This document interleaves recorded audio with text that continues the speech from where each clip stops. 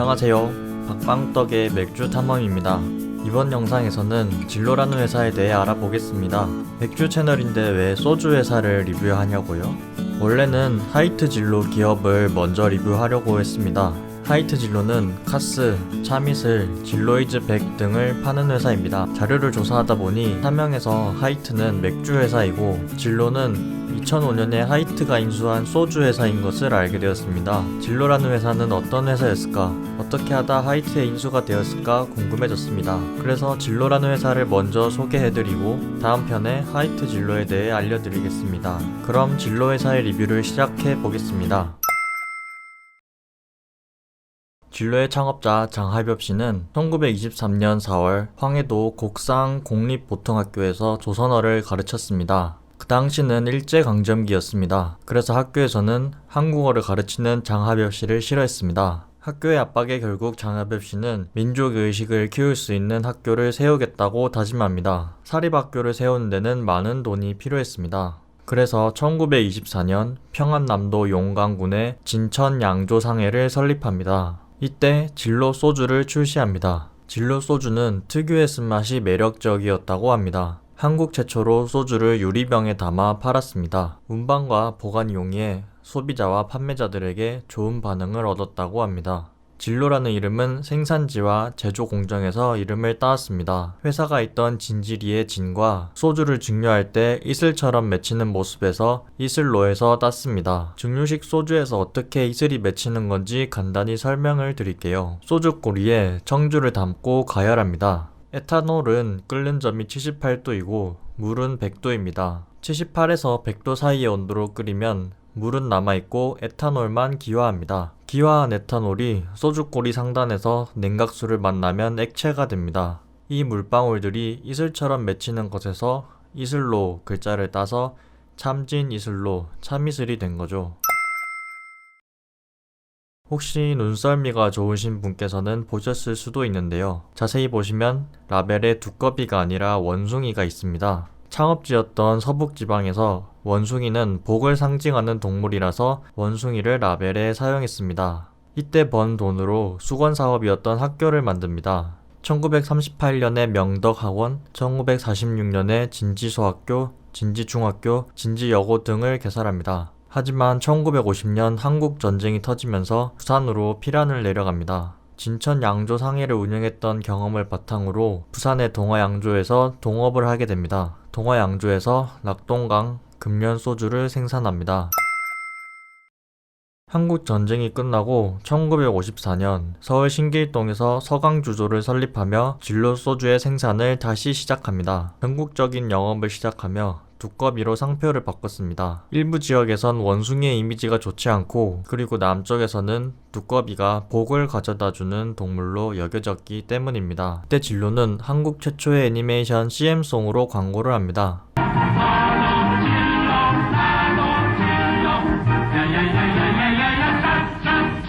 1959년에 선보인 이 노래의 광고의 원래 제목은 진로 파라다이스인데요. 노래의 리듬과 가사 때문에 차차차송으로도 불렸습니다. 한국 최초의 애니메이션 CM송은 파급력이 대단했습니다. 라디오, 극장에도 나오고 노래방 기계에도 등록되었습니다. 심지어 술을 마시면 안 되는 아이들도 진로 CM송을 불러서 광고를 없애야 한다는 논란이 생기기도 했습니다.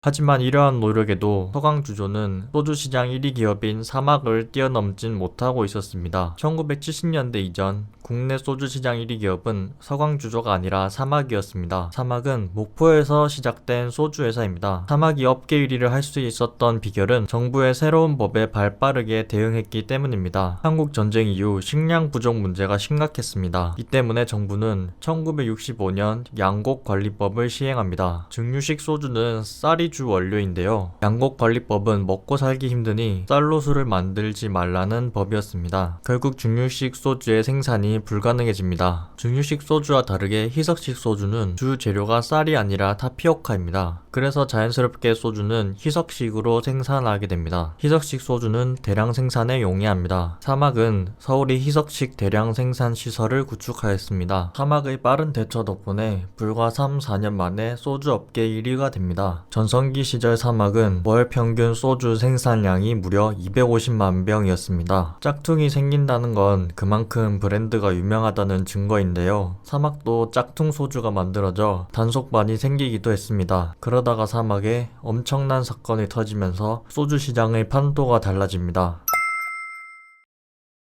1971년 사막은 납세증지 위조 혐의로 검찰 수사를 받게 됩니다. 여기서 납세증지가 무엇인지 설명해 드리겠습니다. 지금은 정부가 거두는 세금 중 주세의 비율이 2%가 채 되지 않지만 1960, 70년대는 주세가 국가 재정의 큰 부분을 차지하고 있었습니다. 따라서 술에는 10에서 200%라는 고율의 세금이 붙었습니다. 그래서 국세청은 탈세를 막고자 술병에 납세 증지를 부착하였습니다. 그 당시 위조 증지 사건은 빈번했지만 사막의 경우에는 그 규모가 대단했습니다. 사막 사장의 집에 30여만 장의 위조 증지가 발견되었습니다. 국세청 감사 때는 탱크 54개 중에 46개의 주정 대신 물을 채웠습니다. 46개 탱크의 술을 세금을 내지 않고 위조 증지를 붙여 판 것입니다. 결국 재판부는 사장과 대표 등에게 징역형과 탈세한 3억 2천만 원을 추징합니다. 사막은 1억 4천만 원을 체납하여 1973년 9월 부도가 납니다. 이에 대한 반사이익으로 서강주조의 시장 점유율이 높아지게 됩니다.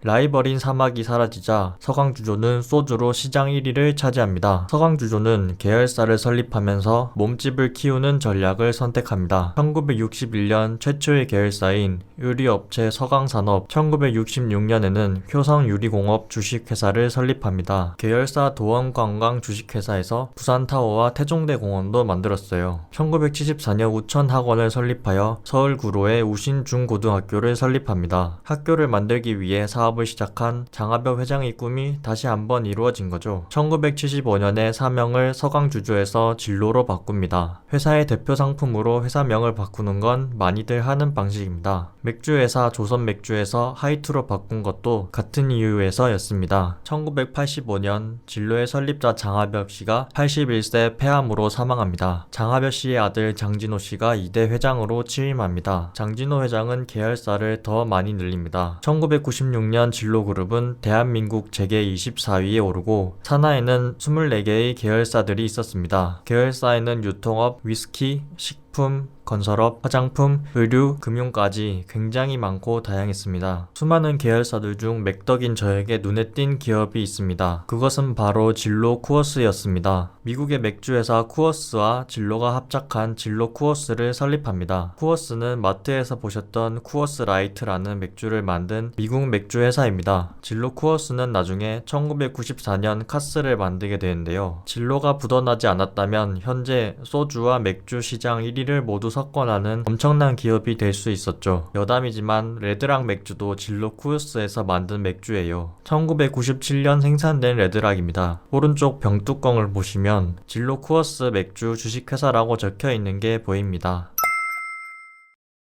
1997년 4월 IMF가 터지며 진로그룹은 순식간에 몰락의 길을 걷게 됩니다. 계열사를 폭발적으로 늘리고 있었는데 하필 이때 IMF가 터진 겁니다. 진로는 부도가 나지 않기 위해 피나는 노력을 했습니다. 그 결과 만들어진 것이 바로 소주의 베스트 스테디셀러 참이슬입니다. 참이슬을 출시한 진로는 어떻게 되었을까요? 그 결과는 다음 편에 알려드릴게요. 다음 진로 2편으로 돌아가겠습니다. 구독과 좋아요, 댓글은 저에게 힘이 됩니다.